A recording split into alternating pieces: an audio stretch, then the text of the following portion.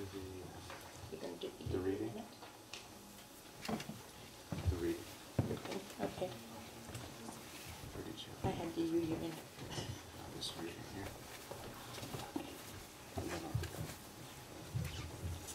here. The reading today, Ann and I like to mix things up. The reading today is from Mother Teresa, called A Lifelong Sharing. If you want to follow along, it's number 562 in your book. Love cannot remain by itself. It has no meaning. Love has to be put into action, and that action is service. Whatever form we are, able or disabled, rich or poor, it is not how much we do, but how much love we put in the doing. A lifelong sharing of love with others. And from there, I'd like to share a little bit about the Unitarian Universalist Service Committee, which is the organization that we'll be discussing today. I've mentioned that a few times previously with regard to the flaming chalice that we use as our symbol. But the Unitarian Universalist Committee, Service Committee, of course, has quite a bit more of a history than simply that. It did, however, have its genesis with the rise of Hitler in Europe in 1933. That was the year, May of 1933, when Hitler took power. And the American Universalist Association entered a resolution against what he was doing or what he was touting in Germany. They sent several delegations or individuals to assist with the over the next few years, assist with smuggling, if you will, or helping people escape from countries that have been taken over. But it wasn't until May 1940 when the Unitarian Service Committee was established as a standing committee of the American Unitarian Association. In 1941, the following year, that committee adopted the flaming chalice symbol, which had been used as a symbol in Europe to show where immigrants, escapees from Nazi countries from Nazi power could find refuge. In May 1945, our sister church, the Universalists, formally created a service committee, and a few months after that entered into a contractual relationship with the Unitarian Service Committee and continued to work cooperatively with that committee until our two faiths merged in 1963. Today, that combined Unitarian Universalist Service Committee continues its work among immigrants, trying to establish social justice and legal justice throughout the world, assisting with poverty, fighting poverty, and education, both in this country and throughout the world. More about the UUSC is found on the back of today's order of service. And of course, you can find out more information about all of the work that they do by visiting uusc.org. Thank you.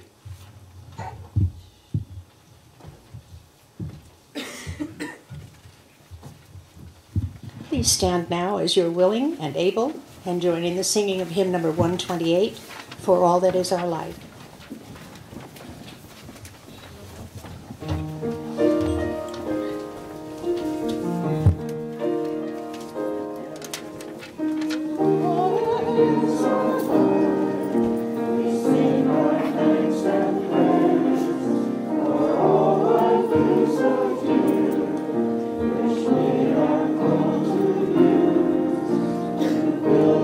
Common good.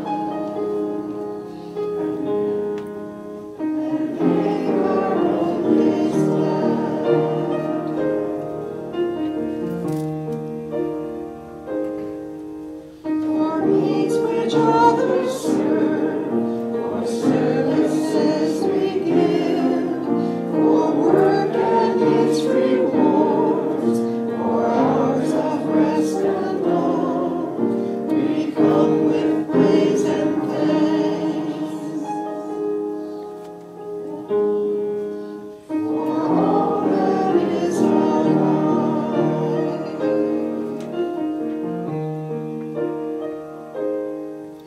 For sorrow we must bear, for failures gain and loss, for each new thing we learn, for fearful hours that pass, we come with praise and thanks. For all that is our life.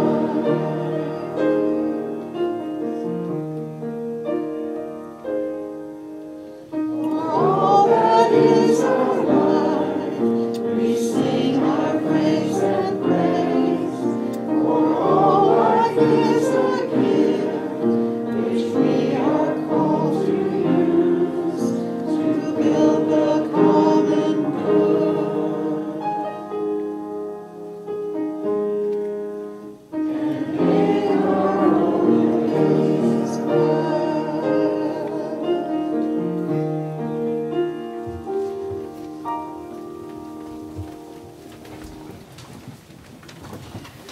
It says on my script introduction of the speaker. I don't think there are many here who don't know who Terry is, but for those of you who don't, I think many know Terry best as leader of the pack for the monthly hike to wherever he has picked for you. I don't do that so much anymore, but it was fun while it lasted. I know Terry as former president of our church, and particularly for the years he put in as facilities committee chair. We couldn't have done it without you, Terry. I also know Terry for his sense of humor, which he has displayed this morning. One of the things he likes to say is, no blind jokes and no lawyer jokes. Terry.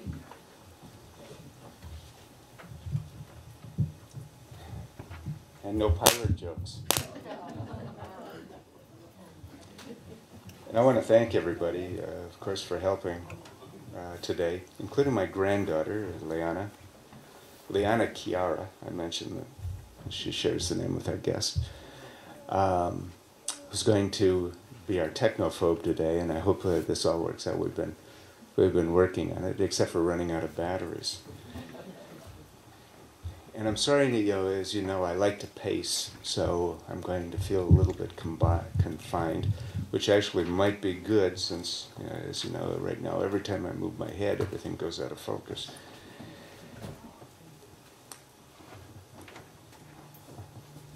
Some days I feel so overwhelmed.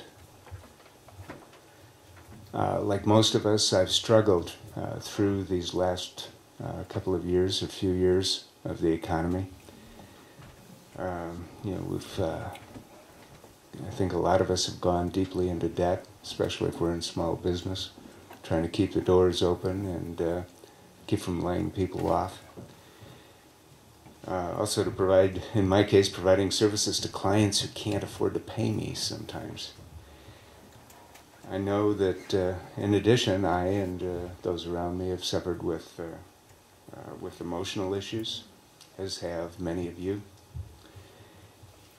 And these recent elections, something else if we're not depressed enough, have illustrated a disturbing divide in our country. Political candidates advocating positions that, whether heartfelt or hypocritical, ranged from insensitive to racist. There's so many wrongs that need to be set right. Where do we start? One of our former ministers told a story of two people walking along a river with a strong current. Some of you might have been here to hear that. They noticed all of a sudden a baby floating down in the water. And one of them jumped in to grab it and bring it to shore. And then there was another one. And other people were coming by, and they sort of helped too.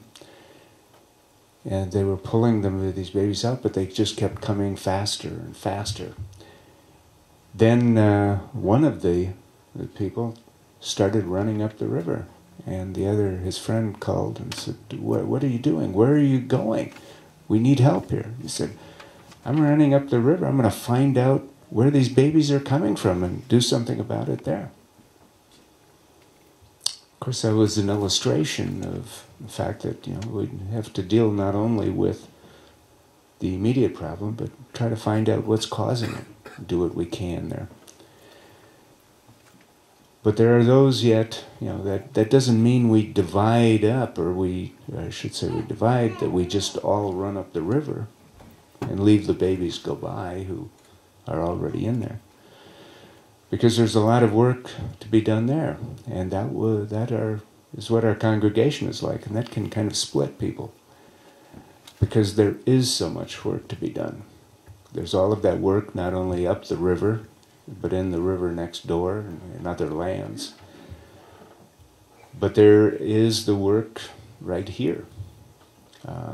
Not only taking out and saving, helping those people that we can amongst us, but then giving comfort to those who are jumping in the water to pull people out, providing food, and maybe building a place, a hospital or clinic to treat the people that are pulled out of the river, providing warmth and such for those that are doing the work right here. There are all sorts of tasks, and sometimes it just gets to be overwhelming. Now, my story is not unique. I think, like many of you, I find myself trying to do it all. This week, or last week, I'm in the middle of helping a friend. In fact, the contractor who did all of the work fixing up this place after our hail storm. He's established a foundation to help provide service to those victims of disasters in our country. After Hurricane Katrina, he and some of his employees took off in his dad's motorhome and did what they could there, and also in the Midwest to help through a tornado in Joplin, Missouri.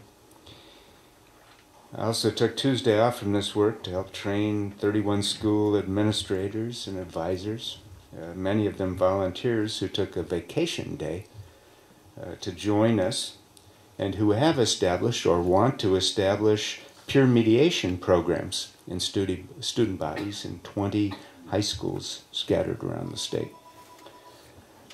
The following day, Wednesday, included a meeting with Anna and Noel Johnson, who have decided to donate their time and energy to help our dream of expanding our campus here with a larger sanctuary. And I'm sure you'll all hear more of that. And that was followed by our worship committee meeting to plan services through the next 4 months. For me, Thursday started with a 7:30 meeting at the community college down the street that included a discussion of how better to promote AmeriCorps, the Domestic Peace Corps program that includes VISTA and the Youth Conservation Corps among the students there. I had to leave that early to go meet with some high school counselors, social workers, in an attempt to establish or expand peer mediation programs in their schools.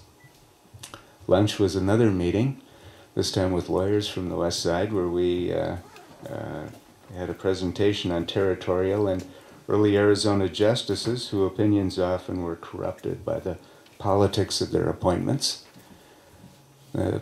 Corruption has just changed, but money is still behind everything.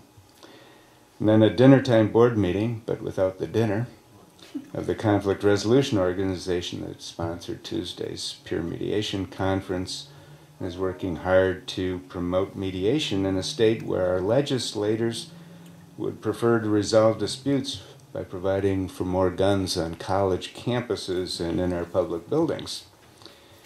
And of course, between those meetings, I emailed and called clients Like I say, sometimes I just feel so overwhelmed.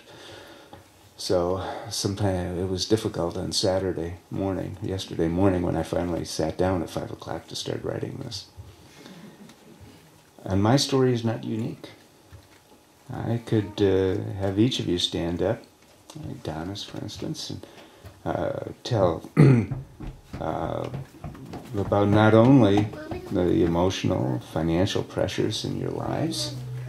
I'm not saying that Donna has those pressures, but retired teachers do not pull in a whole lot of money, I know.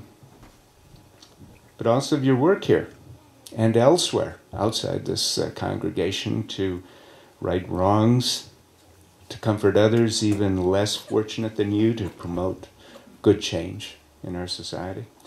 And you know, your stories would make me feel less overwhelmed and even inspired. And for that, I would have to thank you. As many of you know, I'm also active in a support group for the friends and relatives of alcoholics. This program helps me and others, of course, to face the problems of addiction, but it is so much more. Yes, I've been going to those meetings now 11 years. And I go because it's at base a program that helps with all relationships. I go in order to feel better about myself.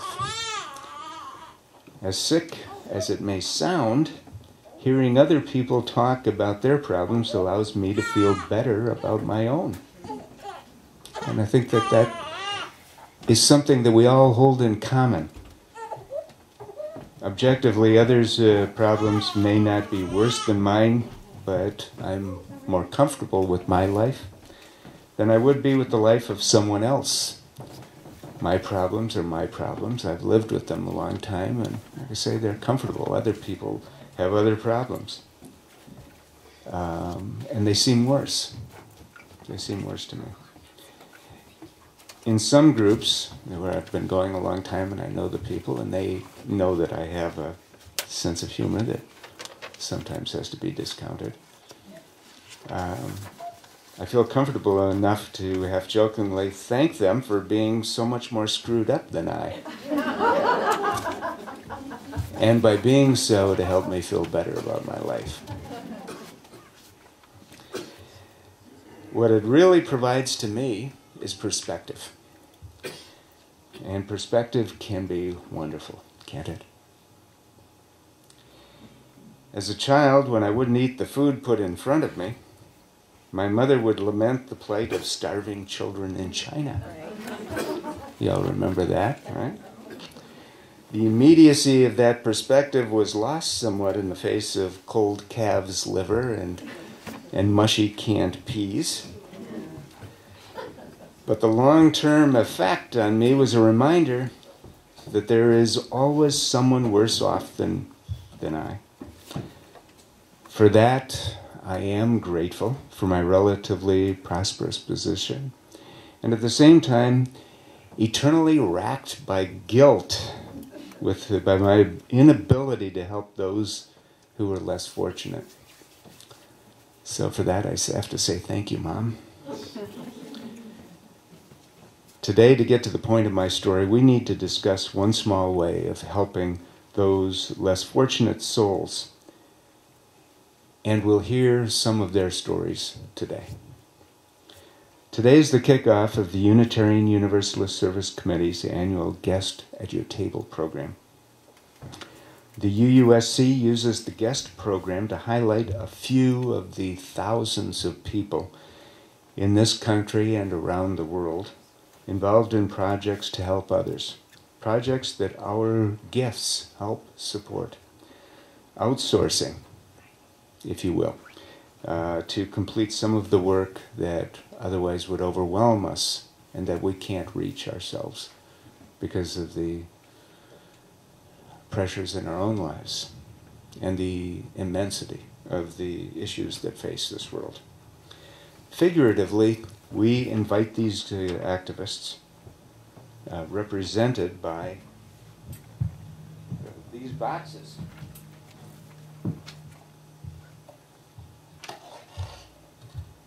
to sit at our kitchen tables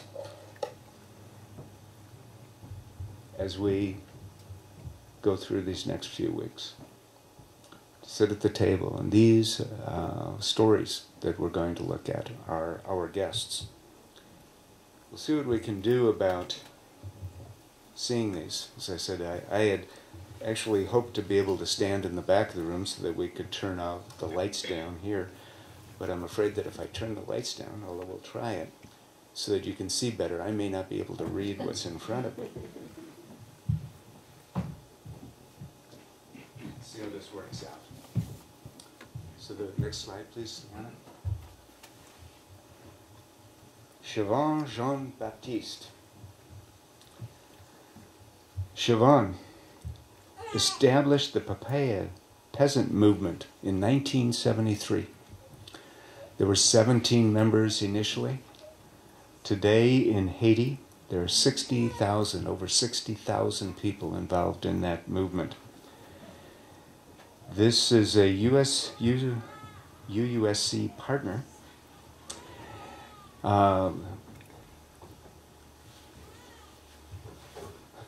Jean-Baptiste has used this organization to teach people about their rights and also to help them grow healthy food, to support each other.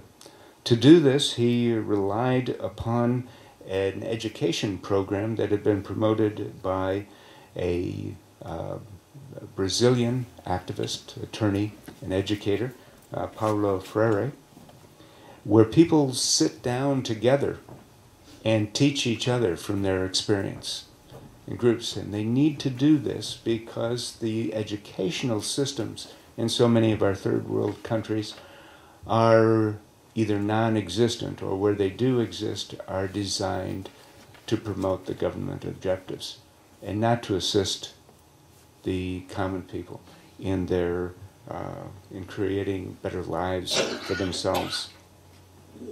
One of the this group's biggest projects is to develop farming techniques that create more and better food that the people have control over.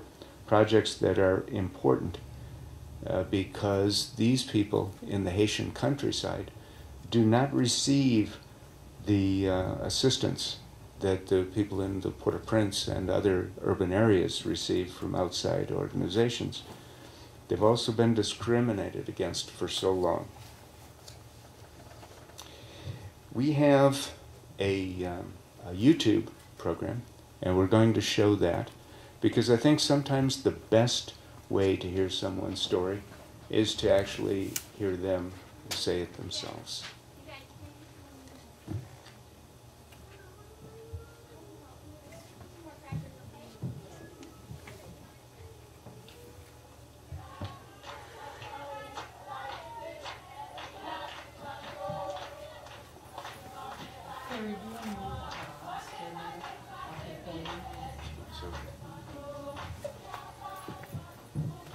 Beyond the Mountain is a UUCSC program that is a curriculum and available. After the 7.0 earthquake devastated Haiti's capital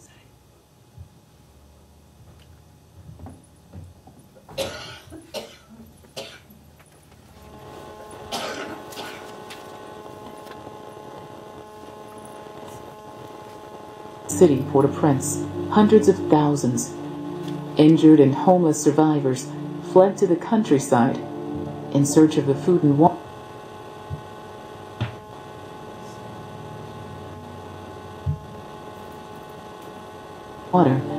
unavailable in the city. In a country already struggling to feed itself, the increased burden on rural farmers deepened the disaster. I think we'll have to skip it. Earlier, when there were fewer people on the internet, it downloaded a little bit faster. Why don't you just exit it, Leona? The purpose of the one of the programs that this organization has created, besides the educational program, is a method of growing more food in smaller spaces. In Haiti, the tires used tires or used up tires became a symbol of hate. During riots in the cities, they were often thrown into, and during troubled times, they were thrown into the streets and set on fire, doused with gasoline, set on fire, in order to stop people who were driving through, who could then be robbed or killed. There were victims would be hung with what was called a Haitian necktie, strip of the rubber tire that was again doused in gasoline and lit on fire so that the people were killed. This organization has taken those tires and created planters for them. Planters that then are filled with dirt, and organic fertilizer, lifted up off the ground on racks so that the animals, rabbits and such, cannot get to them. The organization has promoted this use, the recycling of the recycling. Someone said, is one thing or another. The recycling of the tires so that more people can eat. The plants also require, because they're in there, less food or less water that oftentimes has to be carried from a great distance from streams to provide the moisture that's necessary.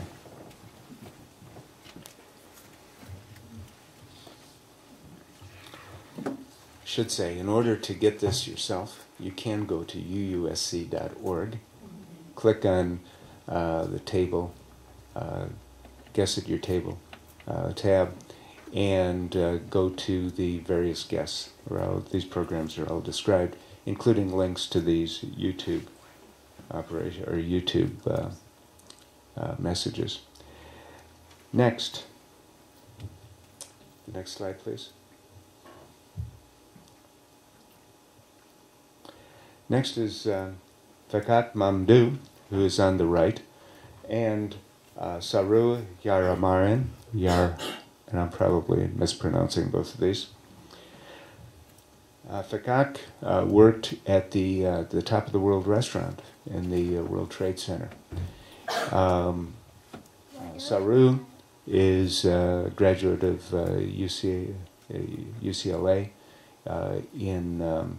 had an economics degree and then went to Yale Law School. Fakat lost 70 co-workers in the attack on the World Trade Center. In addition, 300 of his co-workers were put out, and he were put out of work.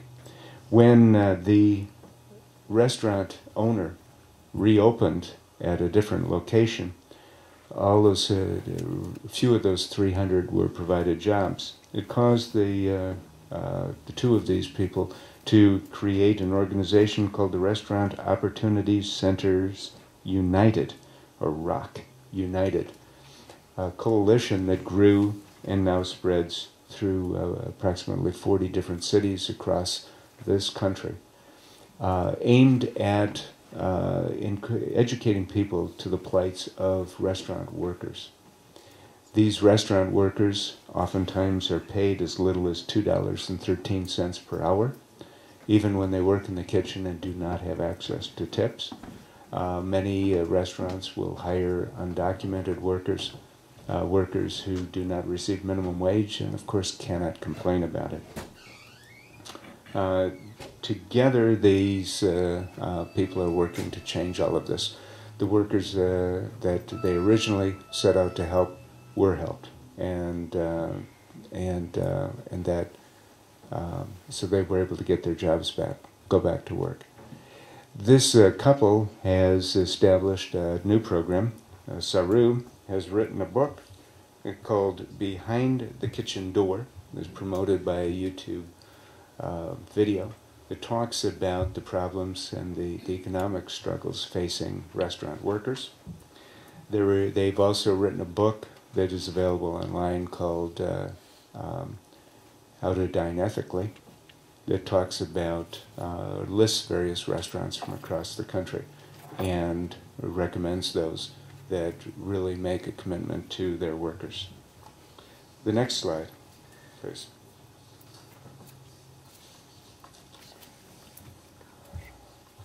Shahid Buttar. This fellow up here in the middle at the top.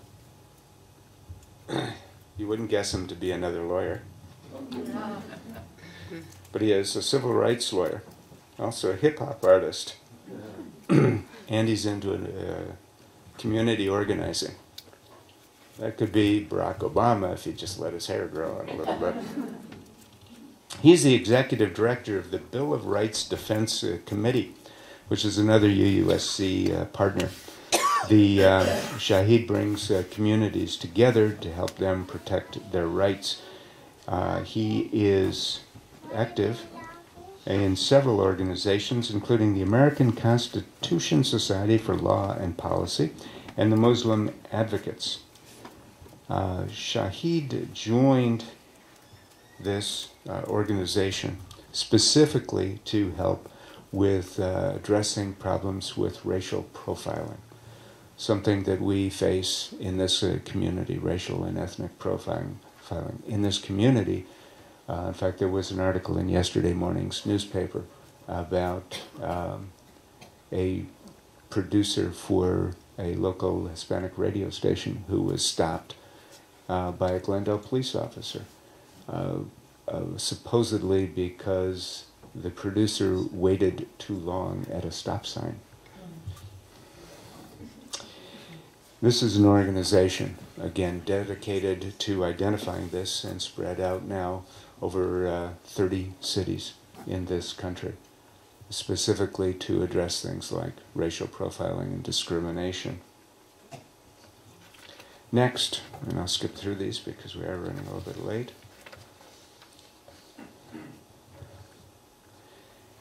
Elaine Miller Karras and Lori Leach.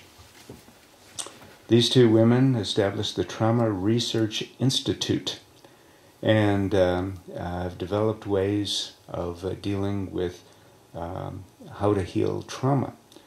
They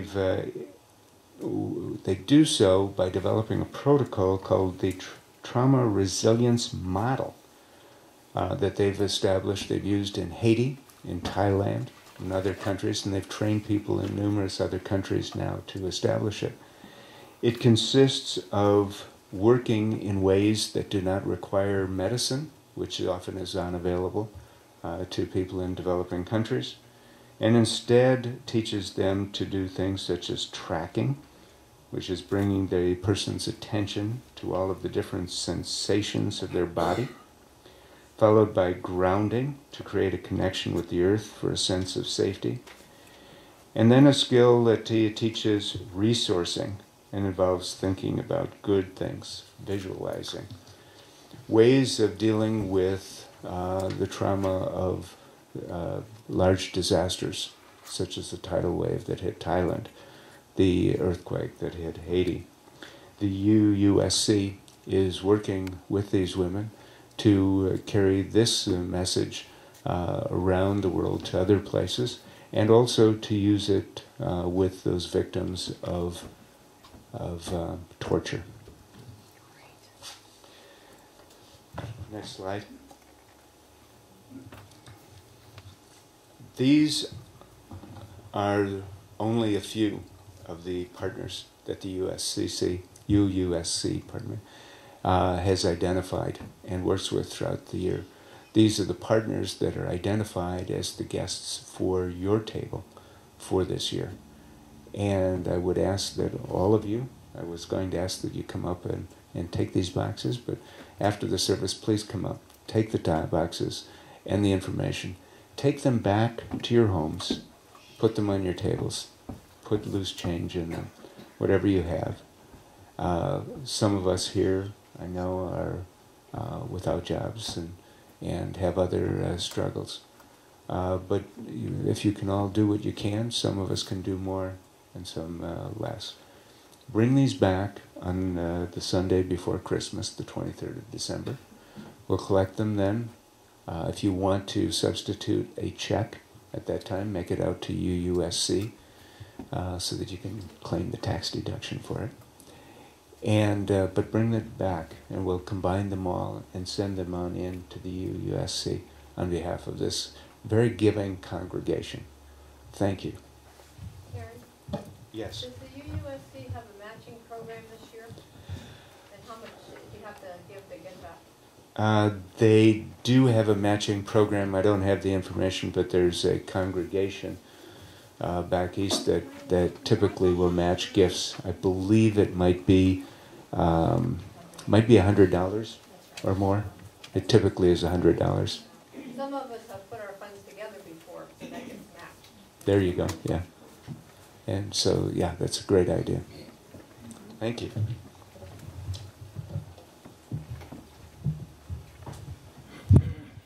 Please join now in the singing of today's closing hymn, number 121, We'll Build a Land. And if you will, remain standing for the reading of this church's mission statement after the hymn.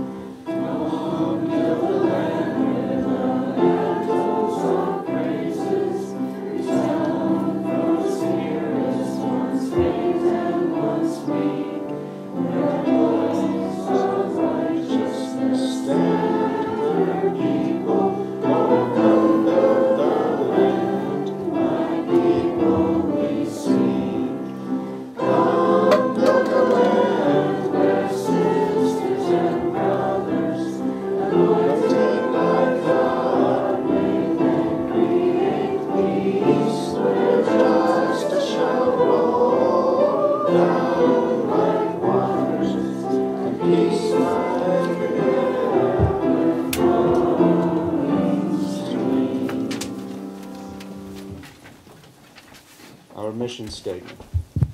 This church provides a safe place to celebrate diversity, draw inspiration for our lives, foster social and environmental justice, and compassionately support each other in our spiritual searches. In an 1853 sermon on justice and conscience, Unitarian minister Theodore Parker said, quote, "I do not pretend to understand the moral universe. The arc is a long one. My eye reaches but a little way. I cannot calculate the curve and complete the figure by the experience of sight. I can divine it by conscience. And from what I see, I am sure it bends toward justice." On March 25th, 1965, when racial progress in America seemed unspeakably slow, Martin Luther King Jr. said, quote, "I know you are asking today, how long will it take? I come to say to you this afternoon, however difficult the moment, however frustrating the hour, it will not be long, because truth crushed to earth will rise again. How long? Not long, because no lie can live forever. How long? Not long, because you shall reap what you sow. How long?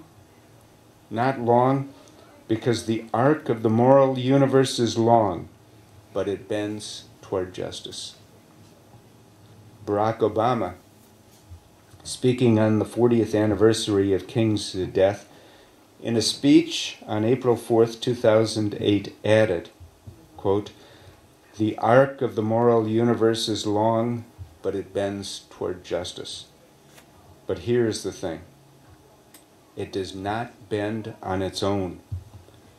It bends because each of us, in our own way, puts our hand on that arc, and we bend it in the direction of justice, because we organize and we mobilize, we march, we vote. We parents were active in our community. We're active in our schools. So let us each do our part to bend that arc. Let's bend it toward justice. Let's bend that arc toward opportunity. Let's bend that arc toward prosperity for all.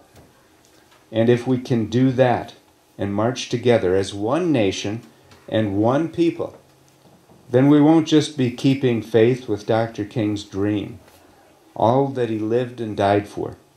We'll be making real the words of the Hebrew prophet Amos that Dr. King invoked so often and said, "Let justice roll down like water and righteousness like a mighty dream." Thank you. Okay. And now for our post-meeting. This is a song written and performed by Joyce Poley at What can we Unitarian. do to make the world a better place? What can we do to make it better? What can we do? Oh, what can we do? What can we do to make it better? What do you think? Clean up our own mess. Clean up our own mess. Recycle the good stuff, dispose of the bad stuff. Clean up our own mess. Love your sister. Love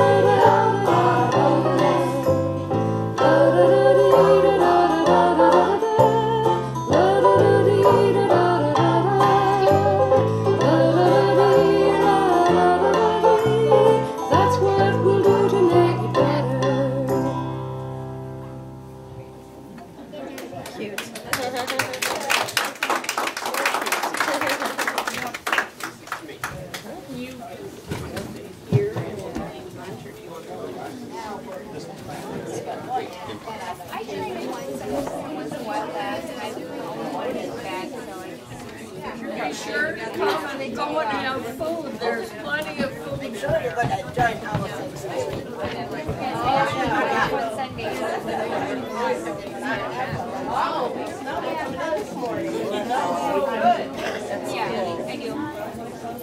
That's like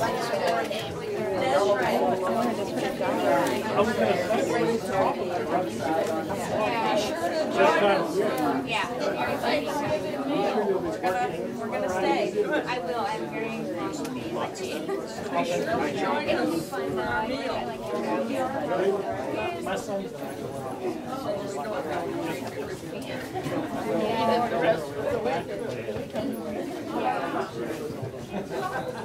hanging in.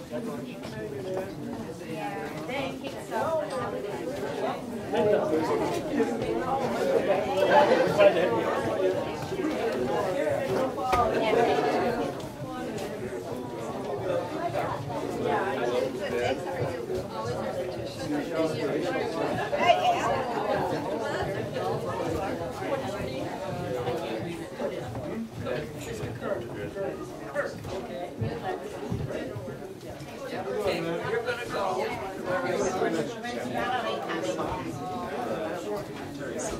Are you okay?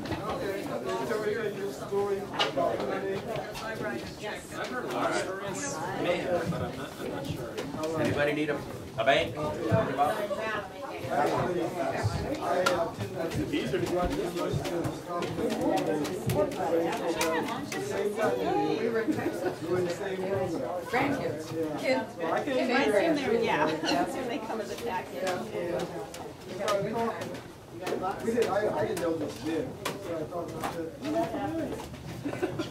And then as the conversation went on, we discovered that we were in the university with the same program. So we knew a lot of the same people.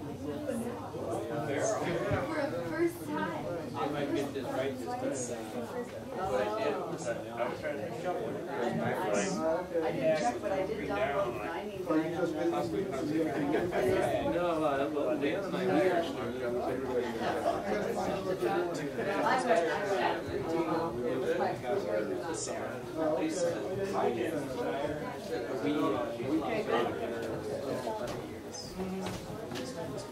Okay.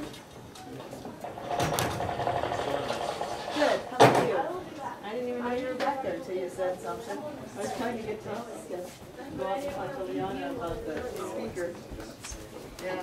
So what are you doing down here? What are you doing with yourself? Me? Let's just tell Terry we're not gonna stay. Is that right? Terry, we're not gonna stay. Tom says more homework to do for his birthday party. some of the reproductors So, and I'm really glad we came. Oh, okay. construction managers, people like that. Oh, okay. There isn't as much of Someone, a need quite yet. And most people are going digital Right. outside of that. Right. That's pretty much what I do. But I actually went to school for history. That's one of the reasons. But it's That's what mine. yeah. So Yeah. but I was a researcher for 3.5 years, and I was okay at it, but I wasn't. hey hon, we're not gonna Determined stay. that it really wasn't. What's the matter? No, it's just I don't. I spilled my Sprite in the middle of the thing, but The two mentors I had, I like the passion for the field that they had, and one, Kiermaier, he actually passed away, but his focus was more in modern Germany. He was German, but his modern Germany focus on Reformation, that kind of stuff. The other, his focus is more on global perspectives, African diaspora. You already told him what? I told him I was busy. Pretty much any diaspora. He probably is gonna want some goodies if he's got That some. was, Have that's a good essentially one, love ya. Love you too. I learned a lot from both of them, but at the same time, they both were just, they were, teachers in every sense of it, and everything else, and I was more just give me a week's worth of food supplies and I lost in the library, the microfilm and everything. That was more what I was into, but I also didn't have the tolerance, I guess, for a lot of the political stuff at the university that they could tolerate. I couldn't. So. What university was this? ASU. Oh, is it? Okay. Yeah. Okay, all right. Yeah. So I was at the West as well as the main Oh, campus. okay. So, Okay. Yeah. but, Yeah, But it's, I mean, they're not bad campuses, but neither one where Kiermaier's passed, and he and I still, in fact, he still sends me stuff to, you know, to help proof and everything else. But he, for the most part these days, he's semi-retired, so he focuses more on helping with students with thesis papers. Yeah, I'm familiar with both those campuses. I know, folks that work for Most of the people that I know, I know a couple at the Center for Medieval Renaissance Studies at the main campus. One professor that's actually at the East Campus now, but outside of that, pretty much everybody's gone. All right, well, let's see what the food looks like. Yeah, I know. I'll be over there in a second. Thanks. Nice to meet you. Yeah, we'll see you now.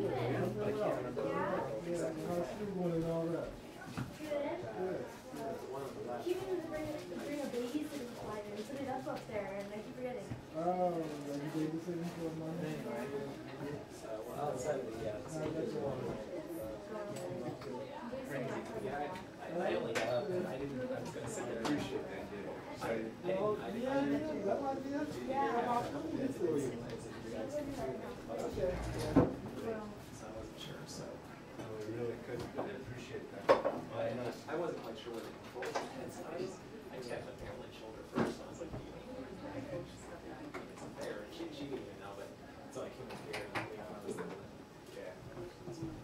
Oops. Anyway, do you guys need help?